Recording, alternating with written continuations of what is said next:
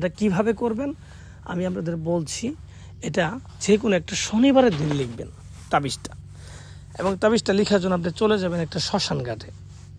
ঠিক আছে, শনিবারের দিন ফজরের পর থেকে কোনো কিছু খাবেন না, আপনি উপবাস থাকবেন।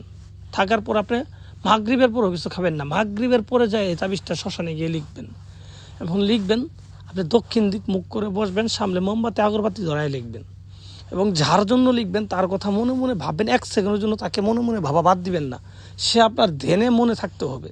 ঠিক আছে, এইভাবে আপনি তাবিজটা লেখা শুরু করবেন, এবং তাবিজটা লিখবেন আপনি চন্দন কাঠের উপরে লোহা গরম করে, চন্দন কাঠের উপরে লোহা গরম করে আপনি তাবিজ লেখা যায়।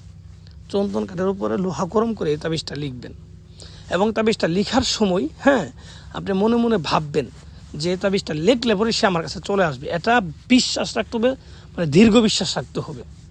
এরকম বিশ্বাস নিয়ে এবং তার কথা মনে মনে ভেবে আপনি তাবিজটা লিখবেন।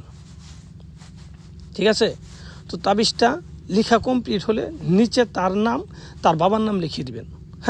এবং আপনি যে লিখলেন আপনার জায়গায় আনা, ঠিক আছে, বিন আপনার মায়ের নাম, আনা বিনতে আপনার মায়ের নাম। আনা মানে আপনি নিজে যদি লেখেন তাহলে আপনার নামের জায়গায় আনা লিখবেন, আনা।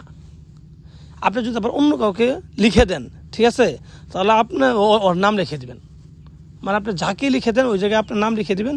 তো আপনার ক্ষেত্রে শুধু আনা লিখবেন, এটা আপনি মনে রাখে যেন। তো এইভাবে নামগুলো কমপ্লিটভাবে লিখে দিবেন। লিখে দেওয়ার পরে এই চন্দন কাঠটাকে নেবেন। ঠিক আছে, চন্দন কাঠটা নিয়ে আপনি যেখানে চিতা পোড়া আর কি, যেখানে চিতাটা পোড়াই ওই জায়গায় যাবেন। ওই জায়গায় গিয়ে আপনার ওই ছেলের বাড়ির দিক মুখ করে, যার জন্য করতেছেন ওই ছেলের বাড়ির দিক মুখ করে বা মেয়ের বাড়ির দিক মুখ করে এটাকে চিতাই দাঁড়িয়ে থেকে এইটা আপনি পুরাই দিবেন। ঠিক আছে, তো পুরাই দিয়ে সোজা বাড়িতে চলে আসবেন। কারোর সাথে কোনো কথা বলবেন না, কোনো ব্যক্তির সাথে কোনো কথা বলবেন না। ঠিক আছে, কোনো ব্যক্তির সাথে কোনো কথা বলার দরকার নাই। সোজা বাড়িতে চলে আসবেন। বাড়িতে এসে আপনি রুমে আসবেন। রুমে আসার পরে 10 মিনিট বসবেন রুমে। বসার পর তারপর আপনি খাওয়া দাওয়া করবেন। এর আগে কোনো কিছু খাবেন না। তো ভিউয়ার্স, আশা করি আমি যেভাবে বলছি এভাবে আপনারা বুঝতে পারছেন। আমি যেভাবে বলবো এইভাবে করবেন, কাজ মিস হলে আমি বুঝবো। তো ভিউয়ার্স, ভালো থাকবেন, সুস্থ থাকবেন, অবশ্যই আমার জন্য দোয়া করবেন।